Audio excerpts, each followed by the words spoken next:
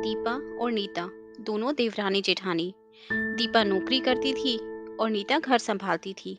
भरा पूरा परिवार था। सास ससुर दोनों के दो बच्चे, कुल 10 लोगों का परिवार।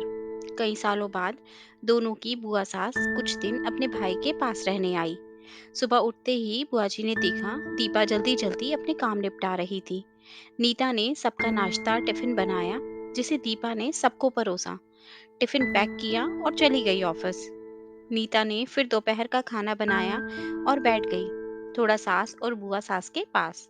बुआ जी से रहा नहीं गया और बोली, छोटी बहू, तेरी जेठानी तो अच्छा हुक्म चलाती है तुझ पर। सुबह से देख रही हूँ रसोई घर में तू ही लगी हुई है, और वो महारानी दिखावा करने के लिए सबको नाश्ता परोस रही थी, जैसे उसी ने बनाया हो। नीता और सास ने एक दूसरे की तरफ देखा। नीता बोली, नहीं, ऐसी कोई बात नहीं है बुआ जी। बुआ जी बोली, तू भोली है, पर मैं सब समझती हूँ।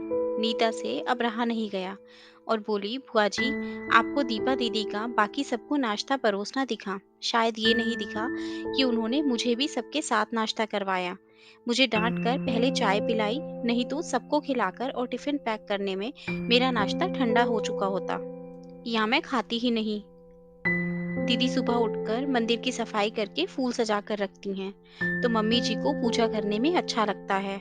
मैं तो नहाकर आते ही रसोई में घुस जाती हूँ। शाम को आते हुए दीदी सब्जियां भी लेकर आती हैं, क्योंकि आपके भतीजों को रात को लेट हो जाती है, तब ताजी सब्जियां नहीं मिलती।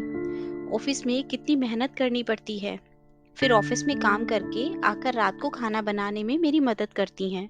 वो मेरी जेठानी नहीं, मेरी बड़ी बहन है। मैं नहीं समझूंगी तो कौन समझेगा। बुआ जी चुप हो गई।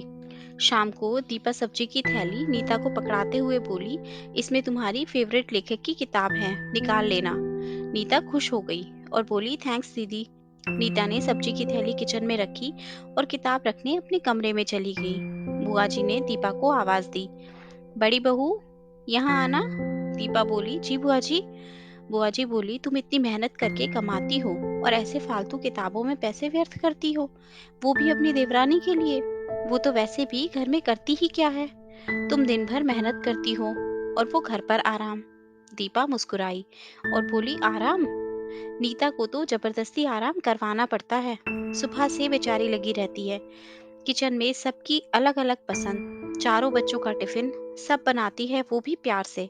सुबह की चाय पीने का भी सुध नहीं रहता उसे। दोपहर को जब बच्चे आते हैं, फिर उनका खाना, उनकी पढ़ाई, सब वही तो देखती है। वो है, इसलिए मुझे ऑफिस में बच्चों की चिंता नहीं रहती। मैं अपना पूरा ध्यान ऑफिस में लगा पाती हूँ।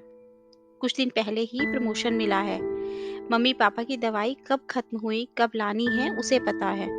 रिश्तेदारों के यहाँ कब फंक्शन है, क्या देना है, सब ध्यान रहता है उसे।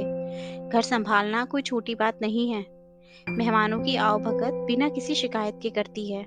उसे बस पढ़ने का शौक है। फिर मैं अपनी छोटी बहन की छोटी सी इच्छा पूरी नहीं करूंगी तो कौन करेगा। बुआ जी की बोलती फिर बंद हो गई। दीपा वहां से उठकर चली गई। ये सारी बात सास पूजा करते हुए सुन रही थी। बुआ जी के पास आकर बोली, जीजी, ये दोनों देवरानी जेठानी सगी बहन जैसी हैं और एक दूसरे का अधूरापन पूरा करती हैं। मेरे घर की मजबूत नींव हैं ये दोनों, जिसे हिलाना नामुमकिन है। ऐसी बातें तो कई लोगों ने दोनों को पढ़ानी चाहिए, पर मजाल है दोनों ने सामने वालों की बोलती बंद ना की हो। और सास मुस्कुरा दी। बुआ जी की बोलती अब पूरी तरह से बंद है। दोस्तों, आशा करती हूँ आपको ये कहानी अच्छी लगी होगी और जरूर कुछ नया सीखने को मिला होगा। आपका एक लाइक, शेयर और सब्सक्राइब हमें ऐसी ही और वीडियोस बनाने के लिए मोटिवेट करता है। इसलिए अगर अभी तक आपने हमारा चैनल सब्सक्राइब नहीं किया तो प्लीज़ आप हमारे चैनल को सब्सक्राइब करें। आपसे कल फिर मुलाकात होगी एक नई कहानी के साथ। धन्यवाद।